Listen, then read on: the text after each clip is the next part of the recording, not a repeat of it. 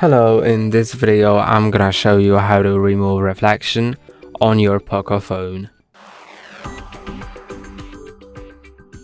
To remove reflection from photos, go to the Gallery app, then select the photo you want to remove reflection from. It will most probably work the best on photos that have been taken, for example, through a window or photos of your reflective computer monitor or like anything else that has reflections. I don't think on this battle it will be good enough to remove them, but if you make photos through windows, then it should remove the reflections. But I'm gonna show you how to do it. So just click on this pencil button right here, then click on AI, and then click on remove reflection.